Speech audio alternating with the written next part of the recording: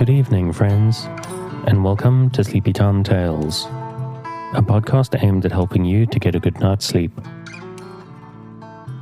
Do you find your mind plagued with the stresses of modern life, especially when the lights are out and you're trying to get a restful night? Does your spinning mind keep you awake? Follow my voice down the path towards a good night's rest. Listen to me tell a story that will keep your mind from wandering to your daytime problems, the ones that you can't solve right now and will be easier to solve well rested. Listen to my voice and allow yourself to drift, following the twists and turns of the story, but slowly letting go and drifting into sleep.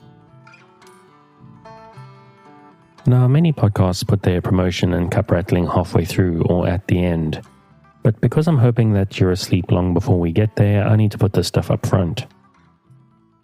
The show is brought to you by the supporters on Patreon.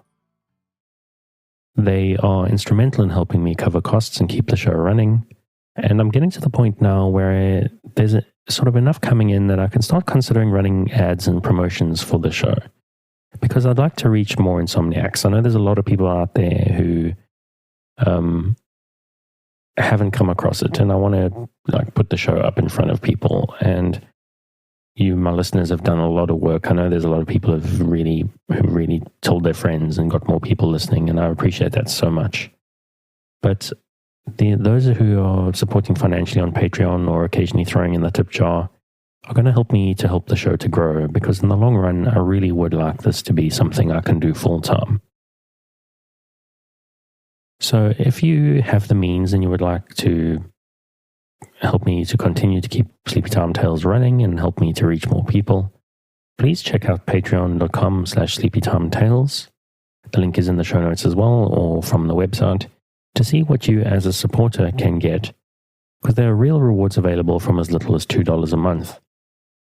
Over and above the knowledge that you are helping thousands of fellow insomniacs to get a good night's sleep, and potentially helping me to reach thousands more. There are, as I mentioned, there are other forms of support listed in the show notes besides the Patreon. There's the tip jar, the merchandise store, and other things as well, so stuff worth taking a look at. And also, exchange rates mean that even a few dollars go a very long way, so any contribution really is appreciated. And there's another huge way to just help. As I mentioned already, I know listeners do a lot to tell their friends and family and acquaintances about Sleepy Time Tales, and that's very much appreciated. And I know there's people who have come from that way, and that really is the best way. Just if you find the show helpful and you think it will help somebody else, tell them about it. Let them give it a try. If you do recommend the show on social media, please tag me. I'm at Sleepy Time Tales on Instagram or Twitter. And also, I'd like to involve you listeners in a little bit of a more profound way with the direction of Sleepy Time Tales. People generally like the stories that I'm telling and what I cover and how I read them. But if there's something particular you'd like to hear, please let me know. I've been considering doing some more well-known classics, but obviously things need to not be too exciting because I don't want to be keeping people awake here. But if there's a story that you'd like me to read, something that you enjoy, as long as it's published before 1923, I'll take a look at it.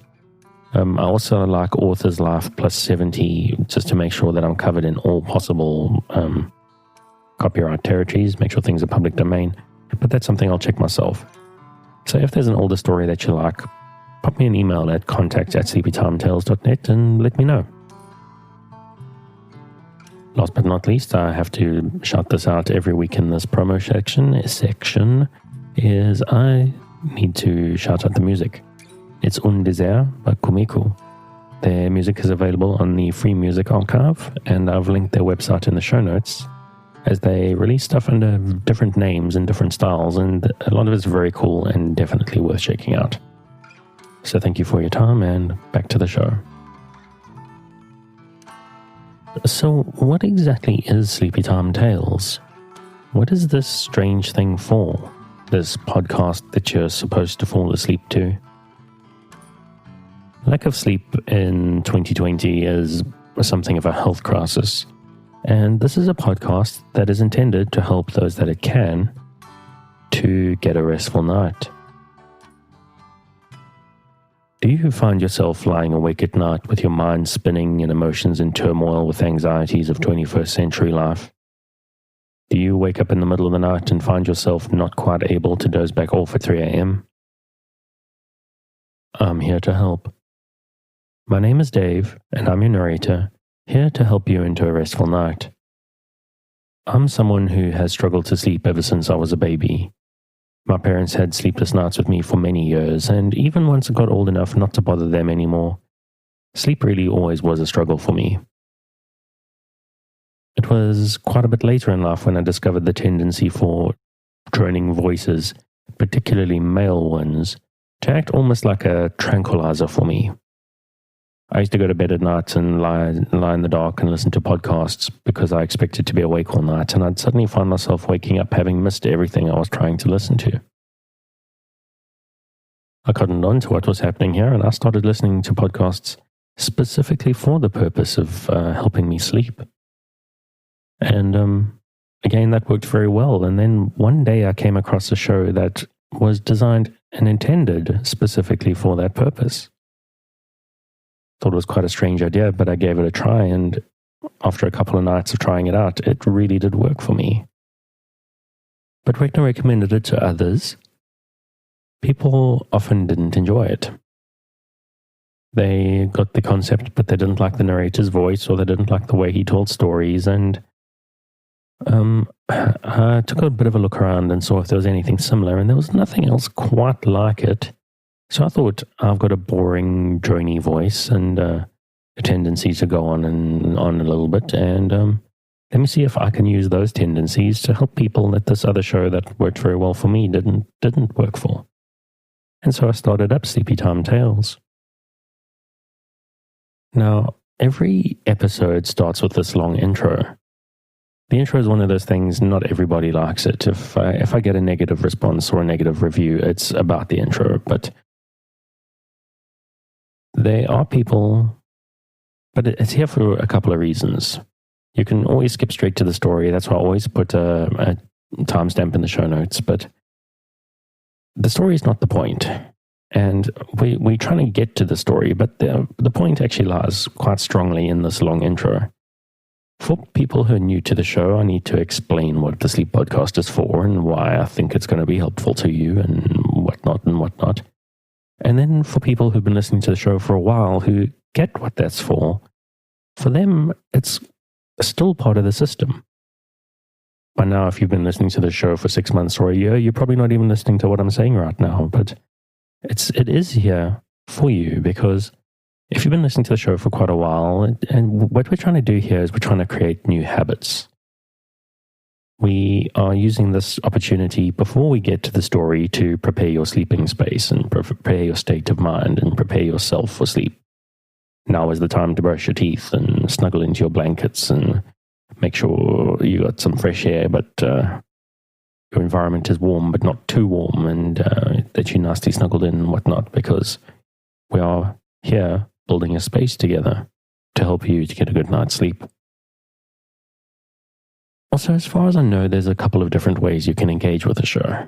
For me, when I'm listening to sleep podcasts or something similar, I need something I can actually listen to. I'm not someone who just wants something droning in the background. I need a story or a series of events, or which I guess is a story, or just something that I can keep my mind on just enough so that when sleep comes creeping up on me, I don't resist. And that's the way I engage with the show.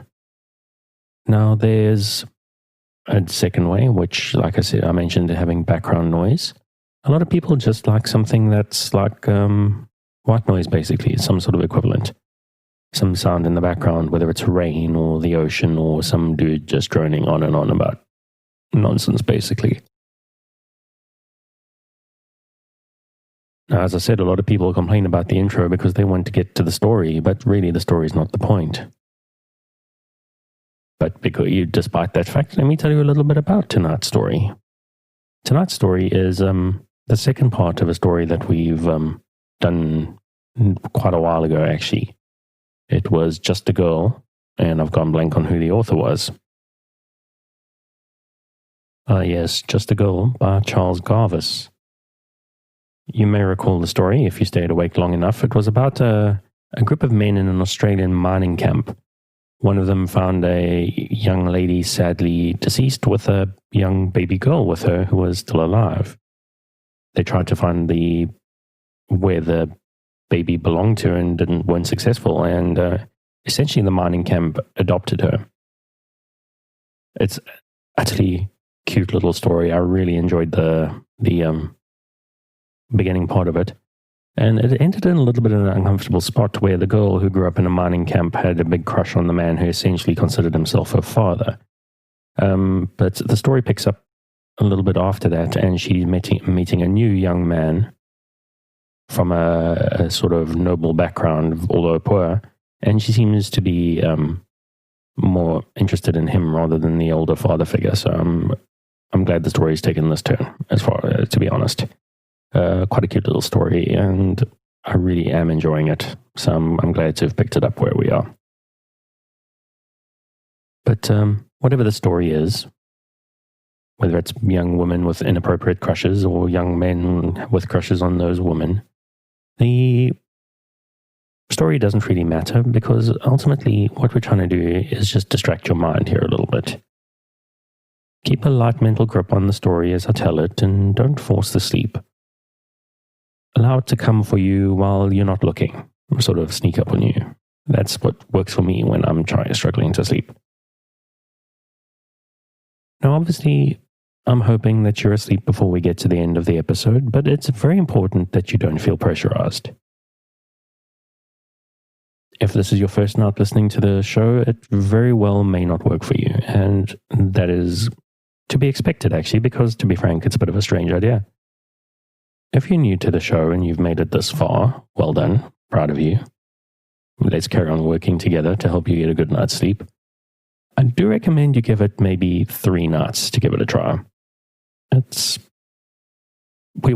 I said, we're trying to create new habits here and new patterns, and this idea of listening to some dude going on at you in the background while you're trying to sleep is a new pattern that we're trying to establish. It's also possible that one episode isn't long enough. What I do with my sleep podcasts is I have more than a night's worth downloaded of each one, and then I start on the latest one, and then I just let them run all night. I often wake up at 3 o'clock in the morning, and then I just pop my earbuds in and pop, straight back to sleep again. Sometimes I even wake up like 30 minutes before my alarm, or 60 minutes before my alarm, and you know what? I do the same thing then. I pop the earbuds in my ears and boop, again, straight back to sleep. You might want to say to me, Dave, what is the point of getting an extra 30 minutes or 60 minutes of sleep when you've had a rough night? And I can tell you now, that 30 minutes or 60 minutes sometimes feels like the best part of my night. I've even had one of the people who support me on Patreon contact me and say, like, thanks for that recommendation, because it was literally life-saving. That they never thought that it would be worthwhile, but it really is very effective for them as well. So at least one other person out there agrees with me. And so that's it. That's pretty much the basic idea. That's the rundown. You listen to me, you pop your earbuds in, you listen to the story, and you relax. And it's very important that you try to relax. If you're new to the late show and prone to late nights lying staring at the ceiling, I've mentioned it a few times, this may seem strange to you, so it's worth giving it a try. Give it a chance. So relax, dear listener. My nighttime friend who is elected to lie in the dark, listening to my voice. You will always be safe with me. I'm here to help you relax, to improve your life in a small way. People don't sleep very well these days, and it makes their lives harder, so I'm here to do my small part to help you to face tomorrow and the day after, well-rested and better able to cope and process. One thing that's very central for me, and I'm trying to make it central for myself in life, but it's very important in this show, is we need to work on kindness. But it's very important. It's easy to be kind to other people, But we also need to be kind to ourselves. I need you to be kind to yourself. If you struggle to sleep, if this isn't working for you tonight, and don't get tense, don't beat yourself up, don't rebuke yourself if you're not sleeping. Even with me here trying to help.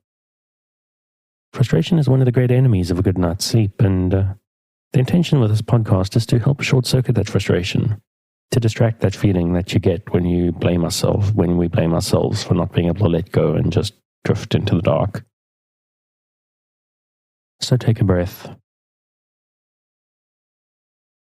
Forgive the fact that you can't sleep and let my voice wash over you.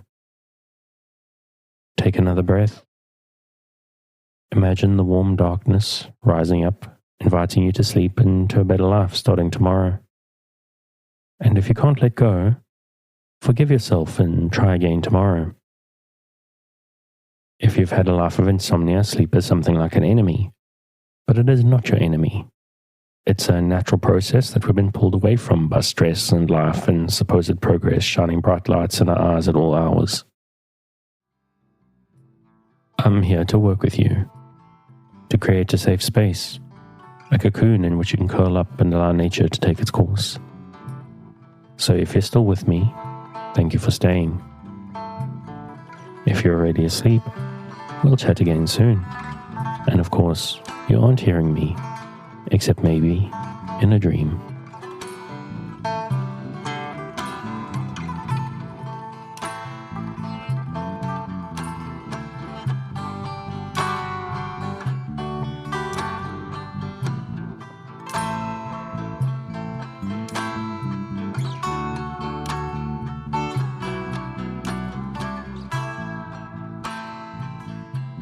Just a Girl, Part 2.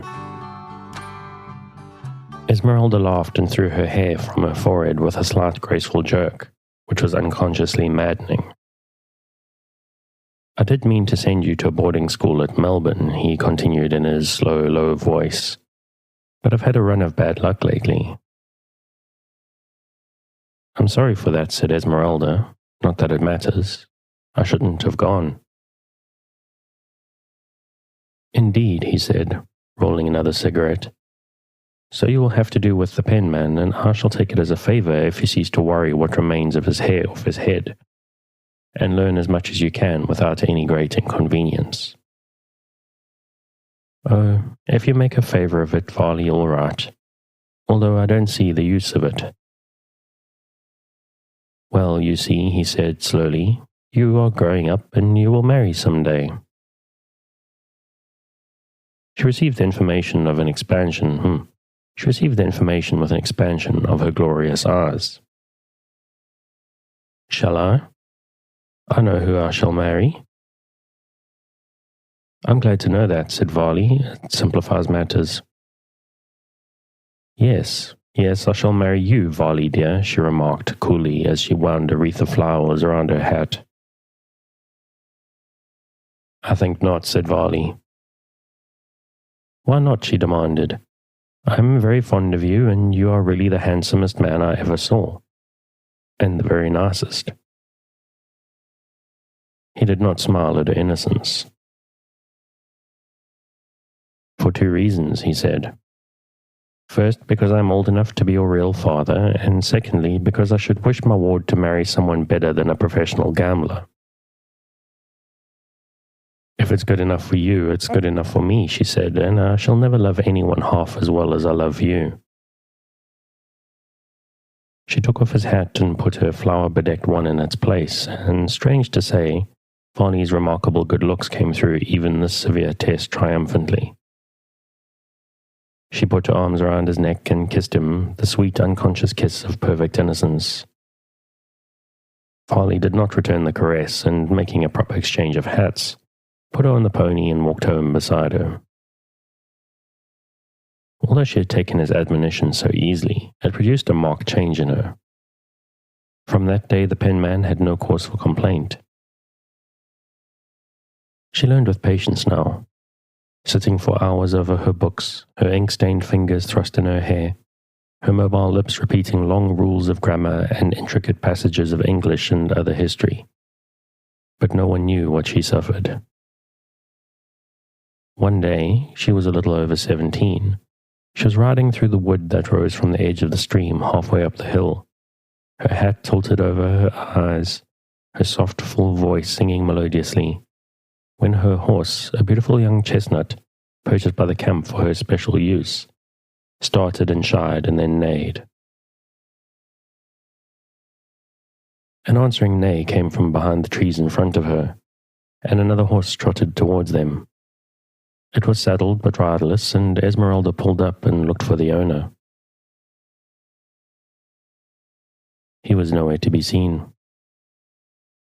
She thought for a moment, then she got down and examined the ground, for, among other accomplishments, she had acquired the art of tracking, and very few of the men possessed keener eyes or sharper ears than hers. She soon found the horse's tracks, and with her bridle over her arm followed them to a little clearing at the edge of the stream. And there sat a young man in an attitude of dejection, with his head resting on one hand, the other hanging limply beside him. At the sound of her approach, he tried to start to his feet, but sunk down again, and clutching the revolver he had drawn from his belt, stared at her questioningly. Esmeralda's quick eyes noted that he was young, that his eyes were blue, his hair yellow and curly, and a slight golden moustache fringed his upper lip. He was dressed in a rough suit with high-riding boots and a red shirt. But even to Esmeralda's unsophisticated eyes, he looked somewhat different to the ordinary digger. She stood and looked at him with the gravity of maiden innocence and fearlessness, and he, having at last got over his amazement at this sudden apparition of feminine grace and loveliness, as sudden as it was extraordinary in this wild place, dropped his revolver and raised his hat. "I beg your pardon," he said, and a faint color came into his face. "But could you tell me where I am?" "Don't you know?" said Esmeralda, rather unreasonably. "I don't," he said. "I've lost my way." "This is the Wally Valley," she said. "Thank you. I've just come from Dog's Ear Camp, and I want to find one called... I can't remember the name, but it's something to do with brandy." "Do you mean 3-Star?" asked Esmeralda. "Yes, that's it," he said. Esmeralda explained where the camp lay and added that she lived there. "I'm glad of that," he said. "Why?" she demanded, with wide-open eyes. The young man colored. He blushed like a girl and, looking confused, mumbled something in evasion of this embarrassing direct question. Then he rose, but with a difficulty which Esmeralda remarked. "What's the matter with you?" she asked. "I think I've got a bullet in my leg," he said. "The fact is," he continued modestly, "I got into a little row at Dog's Ear Camp, and just as I was riding off, a fellow fired and hit me in the leg. I scarcely noticed it at the time, but now I felt faint and tumbled off my horse."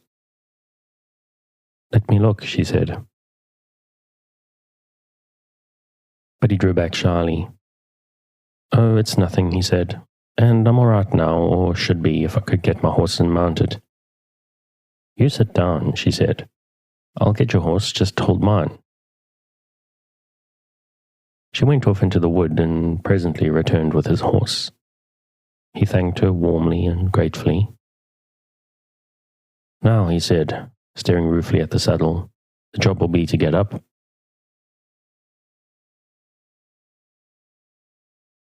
She led the horse close to a fallen tree and held out her hand to him. "Put your hand on my shoulder," she said, "and step on my knee." He blushed again at the mere idea of such a sacrilege. "I couldn't do it," he said. "I'd rather stop here till I died." She looked at him with undisguised surprise. "Then you'll have to stop here till you die," she said, "for I can't pick you up and put you into the saddle as if you're a baby. Lean on my shoulder anyhow." He seemed reluctant to do this, but at last he put his hand on her firm, strong shoulder and with a great effort scrambled into the saddle. He had no sooner got his feet into the stirrups and started to express his gratitude when he saw her fling herself in front of him. The next instant, the report of a revolver rang through the soft stillness, and her hat was cut from her head by the bullet that whizzed past him. Before he had time to get out his revolver, she had snatched hers from her pocket and fired. He heard a cry and saw a man rise from behind the bushes, sway to and fro, and then fall on his face. Esmeralda sprung into her saddle. "Come along," she cried. "Ride all you know. There are more of them." He rode by her side, and she, guiding him, wound her way through the wood and on to the plain beyond. Here the bullets which had followed them ceased, and Esmeralda, slackening her speed, remarked, "We're safe now. They won't come near our camp." She spoke quite cheerfully. Her face had never lost its color for a moment. Her lips were smiling. The young man looked at her in speechless astonishment for a while. Then he burst out with, "You saved my life, but at the risk of your own." She seemed amused by his agitation and his solemn earnestness. "I reckon I spoiled his aim," she said lightly, "but none of those dog's-ear men can shoot worth speaking of. He mightn't have hit you after all." "It's wonderful," he exclaimed. "What's wonderful?" she asked. Your courage, your coolness. You throw yourself between me and a bullet as if it were mere nothing. I've never seen, read, anything like it." "No," she said, much interested by this new specimen of humanity. "Where do you come from?" "From England," he said. "I've only just come out here." "I thought so," she said thoughtfully. "What is your name?" "Norman Druce," he said. She repeated it. "How do you spell it?" He took a card from a pocketbook and handed it to her. She had never seen a card before, and she turned it over in a gauntleted hand and looked at it curiously and read, "Lord Norman Druce, The Manor, Oakfield." "What is yours?" he asked. "Esmeralda," she said. "And Esmeralda," he repeated softly and under his breath, as if it were a chord of music. Chapter 3. Esmeralda and Lord Norman Druce rode toward Three Star Camp. They went in slowly because his leg was painful and he could scarcely move it. And as they went, the young fellow seemed scarcely able to take his eyes from her face. It startled him, this presence of a young girl, beautifully clad in a riding habit of the latest fashion, on a horse of high breeding with a saddle of the latest make, out here in the wilds of Australia. And then she was so beautiful. He had never seen a lovelier face. The excitement of the shot and flight had brought a faint color into her usually ivory-pale complexion. Her eyes shone like stars, the red-gold hair ran in little waves under her hat, the hat with a hole in it, made by the bullet which had been intended for him. When Norman looked from that face to the hole, something went thrilling warmly all through his veins. Who was she? The daughter of some rich sheep farmer or successful gold digger? He longed to ask her for all particulars of her birth, parentage, of everything. In fact, but youth is shy, especially in the presence of female loveliness, and Lord Norman was tongue-tied. Esmeralda was unconscious of his gaze. She was too strong and healthy and unsophisticated for vanity, but she, on her part, felt curious about him, and she glanced at him now and again with frank and fearless interest. They were riding through a lovely valley upon which the sun shone as it can only shine in Australia. The river ran between its grassy banks, breaking now and again into little cascades as it tumbled over impeding rocks. The mountains, clothed here and there with the brilliant green of trees in all their summer bravery, rose majestically from the plain and towered high against the blue and cloudless sky. Lord Norman looked around him and drew a long breath. The beauty of the scene, the extraordinary loveliness of the girl by his side, cast a spell over him. What a beautiful place, he said. And you live near here? Yes, she said. The camp is just around the bend there. Have you lived here long? He summoned the courage to ask.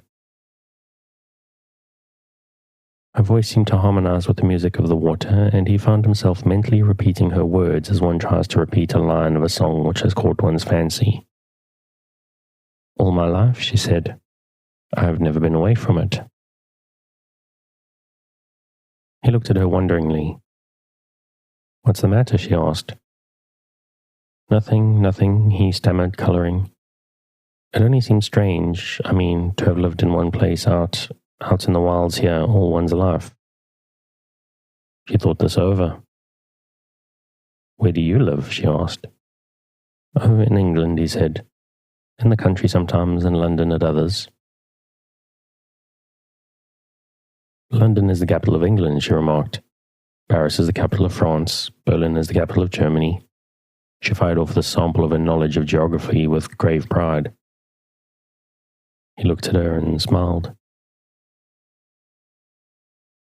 I know, he said. I've been to all of them. That must be very jolly, she said. And where do you live in England? At that place on your little bit of cardboard you showed me? What was it, Oakfield? Yes, he said, that's my mother's place. Your mother's? Haven't you got a father? My father is dead, he replied. Does your father live here? No, she said gravely. I don't know where he lives. I don't know whether he's alive at all. My guardian lives here sometimes. His name is Varley Howard. You may have heard of him, with a touch of pride. I'm called after him. Esmeralda Howard. Is he one of the Howards of Suffolk? Asked Norman with interest. The Howards of which? She asked. I've never heard of the place. I'll ask him. There was a pause, then she asked, what was the other name on the card? Norman, he said. No, Lord. That's not a name, he explained. That's a title. I'm called Lord because my father was in the peerage, but you know all about that. No, I don't, she said.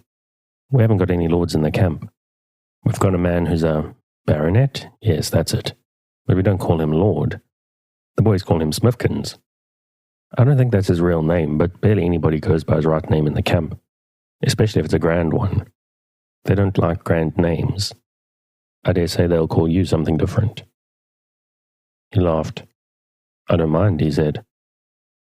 I've read about lords somewhere, she remarked, but I always thought they wore long robes trimmed with fur and had a kind of crown on their heads. She glanced at his well-worn riding suit and red flannel shirt. He laughed again. Some of them wear a robe sometimes, he said, but only on state occasions and when they've got a seat in the House of Lords. I haven't. I don't know in the least what you mean, she said. It sounds very funny. It is very funny, he assented with a smile. And all the lords are very rich, aren't they? They're obliged to be, I suppose. He looked at her as if he thought she might be chaffing him, but her beautiful face was quite innocent of badinage. Not at all, he replied. Some of them are very rich. A great many haven't any coin at all. I count among the last. She looked at him thoughtfully. Is that why you've come out here? Yes, he said. I got sick of being in England with nothing to do, and I thought I'd make a run over here and see if I couldn't find some kind of employment. There's a general idea that this is a sort of Tom Tiddler's ground where you can pick up gold and silver. Of course, it's a mistake, I suppose. I should think so, said Esmeralda, who, though she knew nothing of the peerage, was well up in gold digging. You don't pick it up, or at least very seldom. You have to work precious hard for it, and even then don't always get it. It's just whether you have luck or not. Some men come across a nugget perhaps the first or second day they work their claims. Others only get pay dirt, what they could earn as labourers, you know. And a good many never find anything at all. But whether you get it or you don't, it's always hard work. Yes, I know, he said, but I'm not afraid of hard work. I should like to get a claim at your camp. He glanced at her shyly. Or perhaps I could find something to do. She looked at him critically. I don't know about the claim, she said. You might. You must ask Taffy, he knows all about that. Who is Taffy? He asked. Oh, he's a Welshman, she exclaimed. Sometimes they call him the Wild Welshman, but he's always very good to me. I should think so, he said under his breath, as if it would be impossible for anyone to be anything else but good to her. But what can you do? She asked. I thought lords never did anything but order other people about and lead armies to battle. He laughed. Oh, I can do a lot of things, he said. I'm strong in the arms and I can dig and wash for gold dust or look after horses or anything. She was silent for a minute or two and then she said, How did you get into a row at Dog's Ear? He coloured. Oh, it was nothing much, he said. A brute of a fellow was ill-treating a dog. He seemed to think that because it belonged to him, he had a right to knock it about. I didn't agree with him, and we came to words and then to blows. His pals took his part, and seeing I was not going to have a fair fight, I made a bolt for it. He won't be able to knock that dog about for a week or two, he added simply. And you stood up against the whole camp for a dog, she said, with a note of admiration in her voice. Yes, she added, eyeing him thoughtfully. I should think you would. And then they hit you in the leg and followed you up and fired at you from behind a bush. That's like Dog's Ear, but just wait till I tell the boys. They'll teach him to shoot at a friend of mine. He blushed like a girl. Am I a friend of yours? Thank you. She looked at him with surprise. Anybody's a friend of mine who'll stand up for a helpless dog, she said. Oh, yes, he said, rather crestfallen. They turned the bend of the valley and came in sight of the camp. The men were hard at work in their claims or washing for gold in the river. The sound of the pick and the shovel and the hum of men's voices and an occasional shout or burst of song broke the silence. At sight of Esmeralda and her companion, some of the men sent up a wild coo-ee, which she answered in clear ringing cry, which pierced the thin air and seemed to float to the mountain tops. As the two rode into the camp, the men stopped working and lounged up to her, staring at the stranger who accompanied her. Hello, Rolda, said Taffy. Who have you got there? Looks like a new chum. He put the question without the slightest regard to the presence of the subject of his inquiry. Esmeralda explained how she came to find Lord Norman, and related the incident of the shooting. Miss Howard saved my life, said Lord Norman, as she slurred over that part of the affair. Look at the bullet hole in her hat. The faces of the men darkened, and they growled and muttered under their breath. Things is coming to a pretty pass, said Taffy, when Dog's Ear takes to drawing irons on our Esmeralda. Appears to me that there's Dog's Ear wants a lesson and 3-Star has to give it to him. It's what you might call a moral duty, and this here camp ain't gonna neglect its duty. You leave Dog's Ear to us, Rolda, eh, boys? The crowd assented with an ominous growl, and Taffy turned his attention to Norman. What's your name, stranger? He asked. Norman Druce. He's a lord, said Esmeralda. Oh, he is he? Said Taffy, eyeing the embarrassed youth with a sort of good-natured sarcasm. Well, I don't know that there's much call for lords at 3-Star, but as Miss Howard, he pronounced the name with a significant emphasis, as if he meant to impress Norman with his status and importance, has made a kind of a chum of you, so you're welcome, eh, boys? The men nodded, but he continued, gravely, but with a twinkle in his eye. I don't know as I altogether care for your name. There's too much of the highfalutin about it. What do you say to... He looked at the young fellow up and down and stared half-reflectively at his fair face and yellow hair, and with a chuckle of triumph said, Pink Rosebud. I told you so, said Esmeralda in a low voice. Norman laughed good-temperedly. That will suit me if it will suit you, he said, without the slightest resentment. His manner of accepting the nickname pleased the men. Get off and we'll give you some grub, said Taffy. Norman essayed to obey, but could not do so. He's hurt his leg, said Esmeralda, slipping from her horse and going round to him. Taffy lifted Norman out of the saddle as if he were an infant. Mind how you carry him, Taffy, shouted one of the men with a laugh. A rosebud's a delicate thing, you know.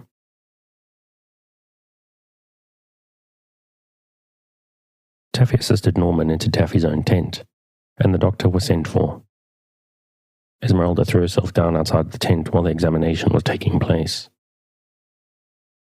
The doctor seemed to be inside a long while, but presently he came out, and in answer to Esmeralda's questioning eyes, he said with a nod, It's all right, Rolda. The bullet was in his calf. Here it is. He held it out between his finger and thumb. Esmeralda was too used to bullets and their effects to shudder or faint, but her face grew a little pale as she held out her hand and said very quietly, Give it to me.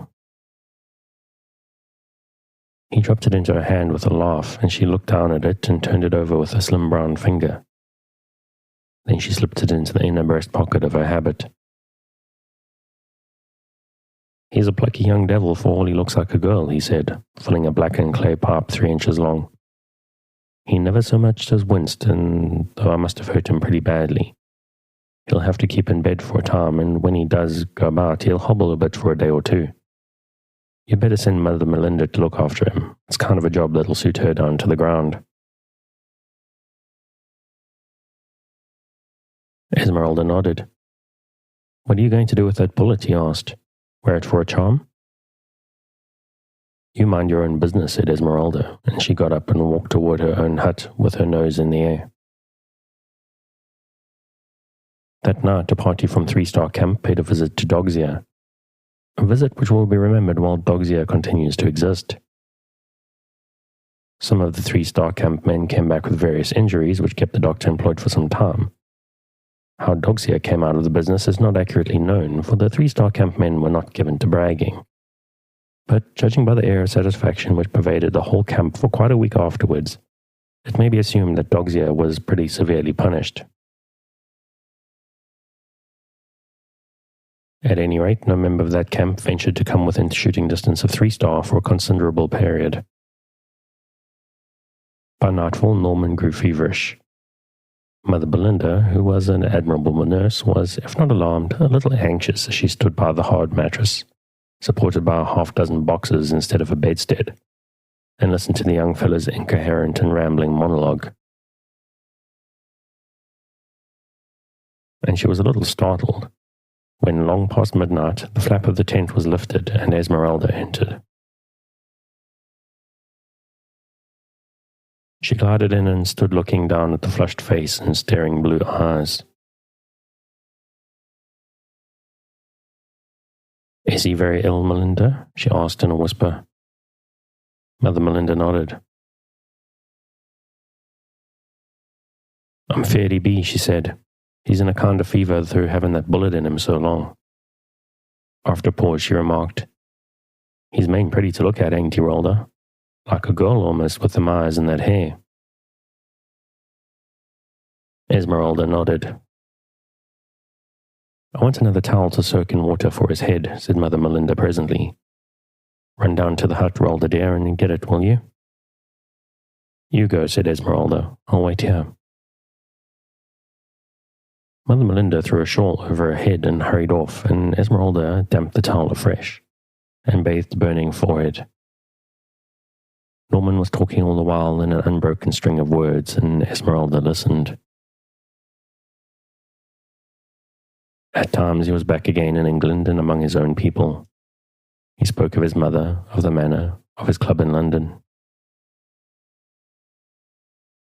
Esmeralda caught many names of persons and places, but one, the name of a person, he repeated so often it impressed her. It was Trafford. Trafford, muttered Lord Norman. I give you my word this is the last time. It's a lot of money. Are you sure you can spare it? Trafford, I saw Ada today, she said. He wandered off the line again. The horse ought to have won. It was only 4-3 against it. Mother, I'd much better go. Trafford thinks so too. I'm only going to the dogs here in town. I'll go somewhere and make a fortune. Trafford, Ada, we all went to supper at the Trafford. He was silent for a little while, then he was evidently over in Australia, and he rambled on about nuggets and gold dust and places. Suddenly Esmeralda was startled by hearing her own name. Esmeralda, such a beautiful girl. You never saw such hair, Trafford, bronze with dashes of gold in it, and all in a wave on her forehead. And when she smiles, it's like sunlight. And she saved my life, Trafford. The cowardly brute fired from behind a bush and would have hit me as sure as fate. She flung herself in front of me. I swear to you it's true, Trafford. And the bullet went through her hat. You laugh. I tell you there's a hole in her hat still, and it might have hit her. He shuddered and clenched his hands furiously. I'll ask her for that hat someday. If I can pluck up courage. But all the cheek oozes out of me when I'm near her. And when she turns those eyes of hers upon me, I haven't got a word to say for myself. Saved my life. Bullet through her hat. Such hair, such beautiful eyes. Esmeralda rose from her knees and drew away from the bed, her face almost as hot as Norman's. But as if he were conscious that she was leaving him, he stretched out a shaking hand and called to her with a little piteous note of entreaty in his voice. Rolda.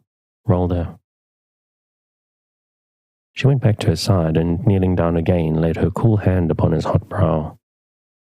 The contact of her soft palm seemed to soothe and satisfy him.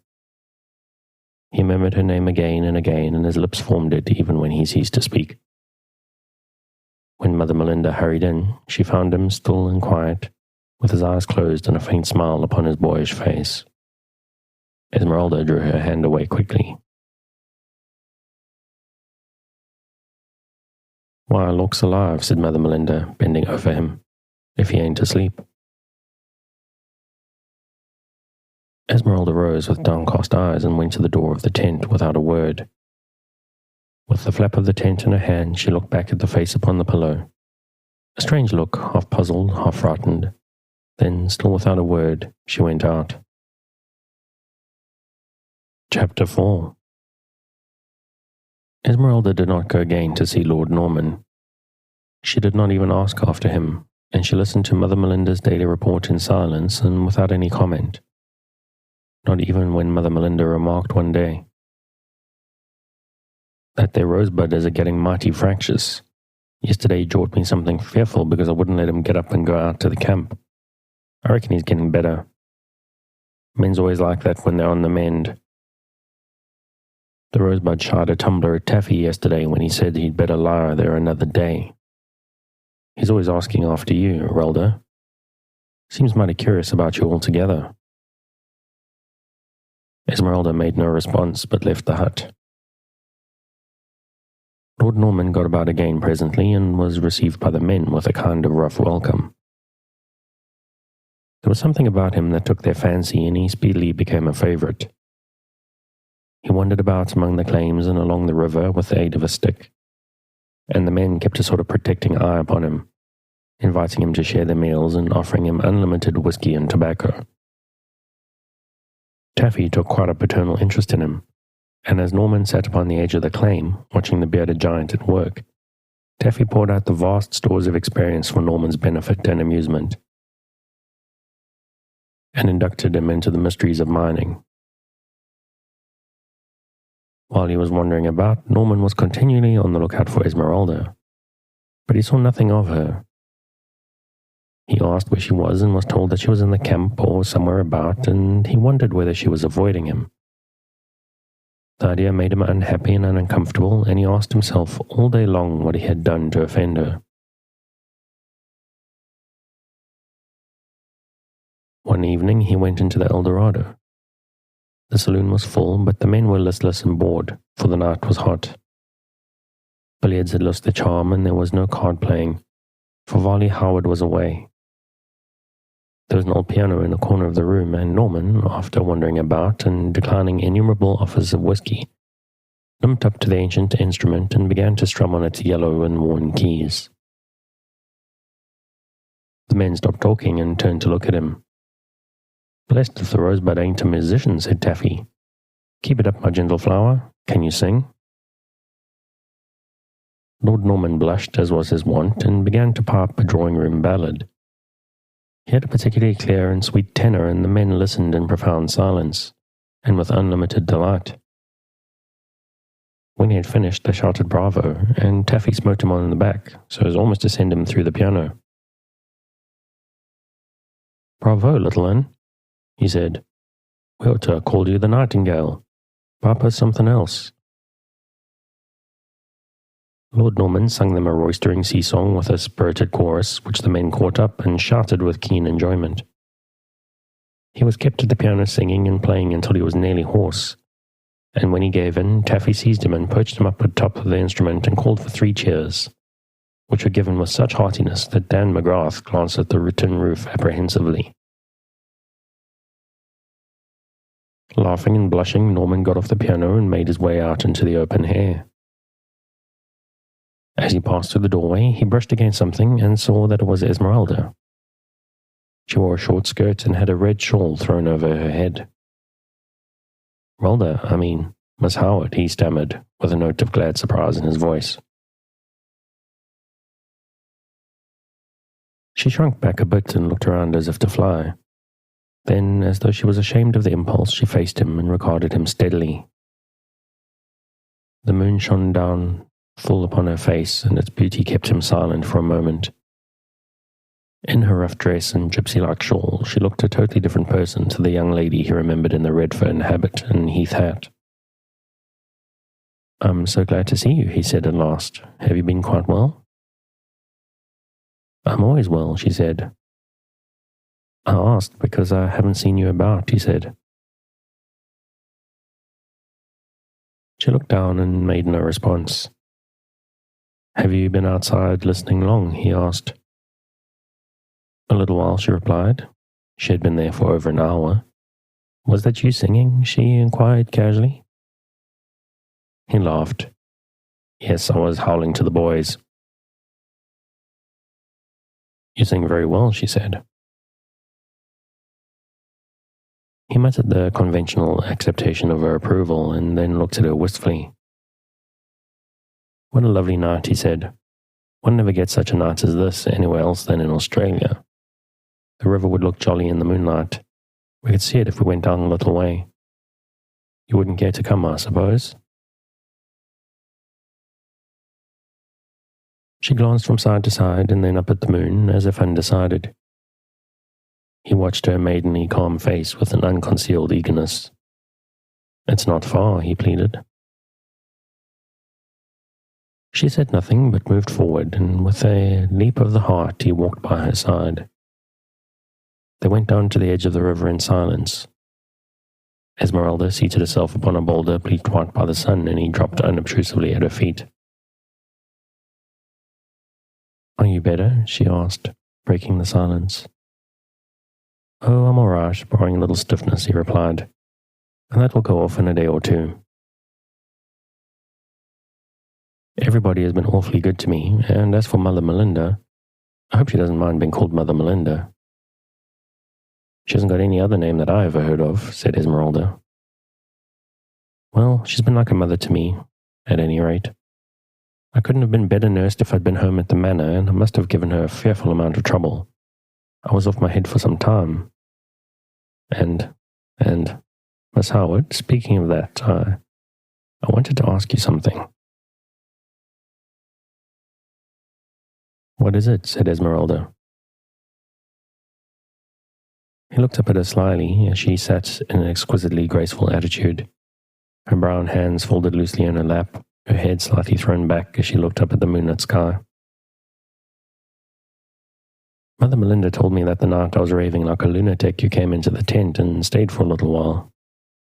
I hope I didn't say anything to offend you." "What makes you think that?" she said. Because I have an idea that you tried to avoid me. I thought I might have said something about yourself that made you angry. You know, people talk most awful rot when they're off their heads, as I was. It wasn't awful rot, all of it, said Esmeralda, looking down at the pattern she was tracing in the sand with her foot. You didn't offend me. I'm glad of that, he said, drawing a long breath. You can't tell what a load you've taken off my mind.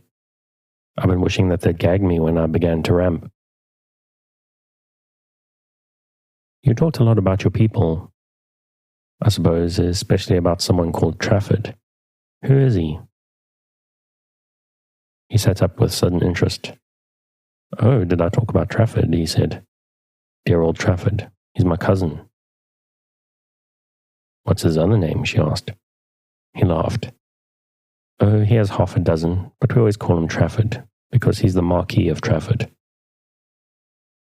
She turned a large, luminous eye upon him thoughtfully. The Marquis? I don't understand. Lord Norman dropped backwards with his arms behind his head so that he could look up at her face with perfect ease. He's the Marquis of Trafford, he explained, because he's the eldest son of the Duke of Belfair. The Duke of Belfair, she repeated. That's awful swell, isn't it? Something near a prince or a king? Well, not exactly, said Norman, but he is a swell. There are not many dukes, you see, and the dukedom is a particularly old one. I mean that the title goes back a long way, and the duke himself is an old man. And your cousin will be the duke when his cousin dies, she said, as if she were trying to understand. Yes, said Norman, but we all hope that it'll be a long while, for the duke is the dearest old chap, and Trafford is as fond of him as he can be. And you are fond of Trafford? She asked. I should think so, rather.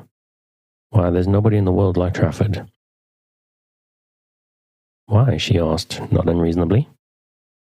Well, he's a splendid fellow. I wish you could see him, and then you'd understand without my saying another word. Why is he so splendid? She asked. What does he do?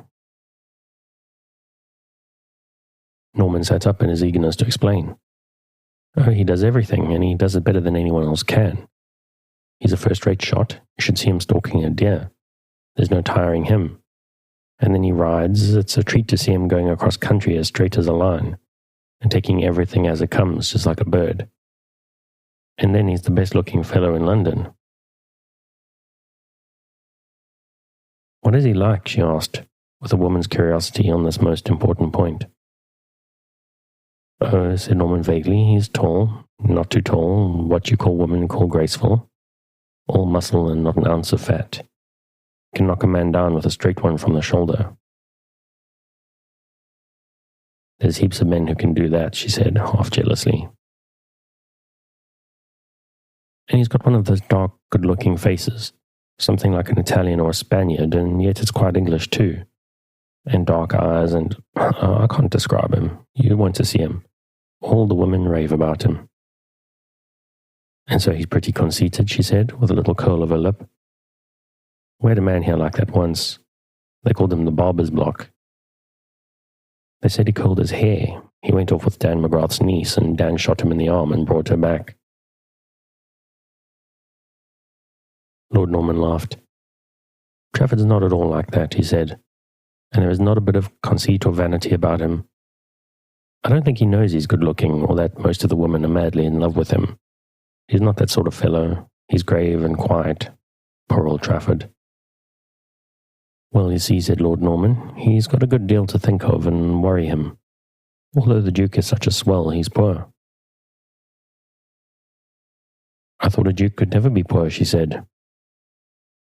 That's what you thought about lords until you made my acquaintance, he laughed ruefully. It's this way. The Duke's father and grandfather were wild and went the pace. They had to borrow money and they went to the banks. Now, going to the banks is as bad as going to the dogs. They lend you money at 60% and they take everything you've got as security. I know, said Esmeralda with a nod. There was a man here who lent money like that. The boys tarred and feathered him. Lord Norman laughed approvingly. I wish they'd do that in England, he said with a sigh, though I suppose it wouldn't be quite fair. For if you borrow money, you must pay for it. Well, the Duke is up to his neck in debt. Everything is mortgaged that can be, and though there are thousands of acres of land and half a dozen big houses as well as Belfair, they're all mortgaged and really belonging to someone else if they'd like to swoop down upon them. What does he want with half a dozen houses? Said Esmeralda.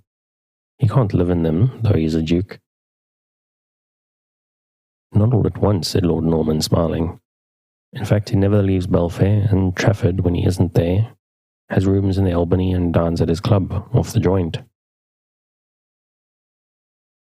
Esmeralda looked at him with a puzzled frown. She was trying hard to understand. Why don't they shut up the houses, she asked, and go and live somewhere where it doesn't cost much money? That sounds easy enough, said Lord Norman, and any ordinary person could do it. But a duke can't. He's got to live up to his position. It's a kind of duty. And so all the houses go in full swing and a kind of royal state is kept up. The Duke is treated like a prince, there's an army of servants at Belfair, and the stables are full of horses and carriages, and the whole place is like a palace. It's a showpiece. What do you mean? She asked. Well, people go and see it because there's a lot of pictures there and old plate and china and curiosities that one duke after another has collected. There are some pictures that are worth thousands, and people come from the other end of the world to stare at them. Why don't they sell them? Asked Esmeralda. They can't, said Lord Norman. They've borrowed money on them, and if they hadn't, they couldn't sell them. It would be a kind of sacrilege. I don't understand it at all, said Esmeralda. I shouldn't like to live in a place that I might be turned out of any moment. That's why I said poor Trafford, said Lord Norman, who feels just as you do. He said one day when I was at Belfair that he wished he was a farm labourer and that he was a perfect slave.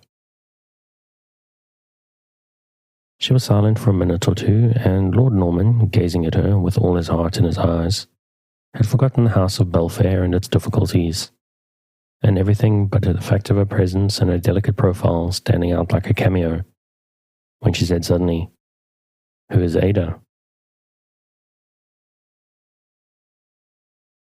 He started slightly. "Did I speak about her when I was raving?" he said. "That must be Ada Lansing, Lady Ada Lansing." "All the people you know are lords and ladies," she said. He laughed apologetically. "Oh, not all." "And who is she?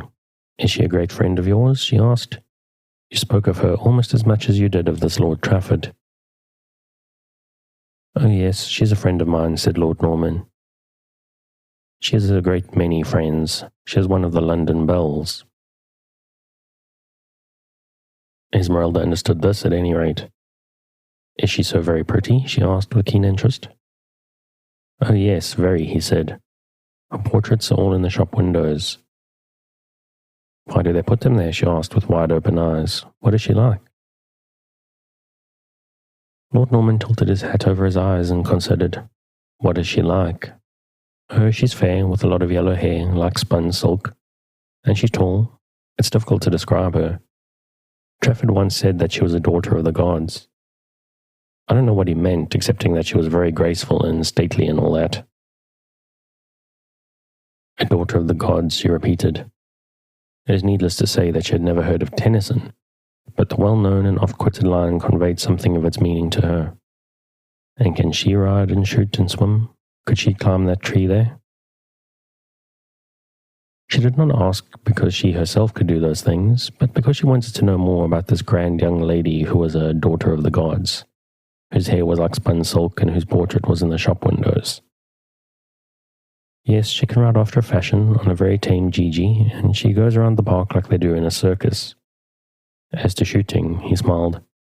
I should like to see Lady Ada fire a gun. Let it off, she'd call it, and she couldn't climb anything except the stairs to save her life. Esmeralda looked surprised and thoughtful. I don't think much of her, she remarked, not contemptuously, but as if she were stating an unprejudiced opinion. And only because she's pretty that she's a belle. Do you think her so very beautiful? I did, he said. I thought her the loveliest girl in the world, but I don't now. Why? She asked, looking at him with surprise.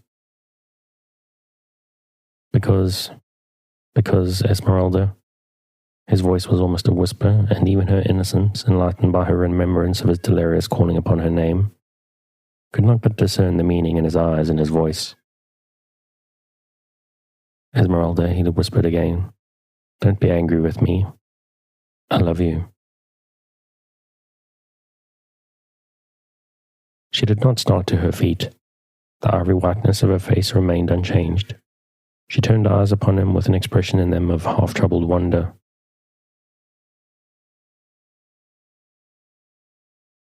I love you, Esmeralda, he said. He was on one knee by her side and had got possession of her hand. Won't you speak to me? Are you angry? Speak to me, Esmeralda. Tell me that I may go on loving you.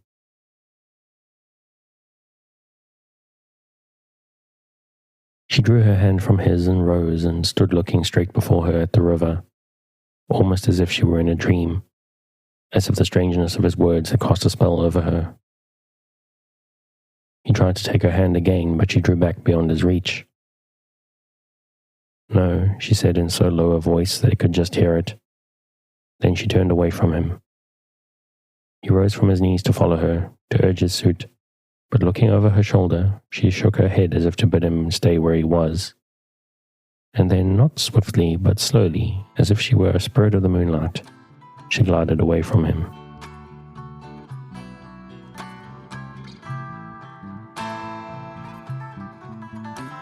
And that's enough for tonight. If you enjoy the story, you can find it on Project Gutenberg, and I've dropped a link for that in the show notes. Thank you very much.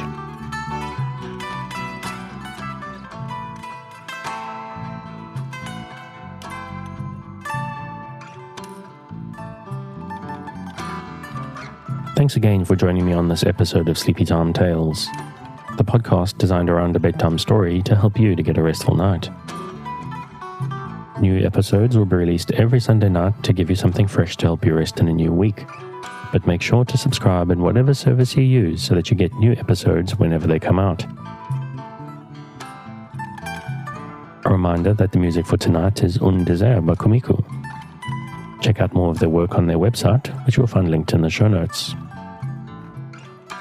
Good night, and sweet dreams.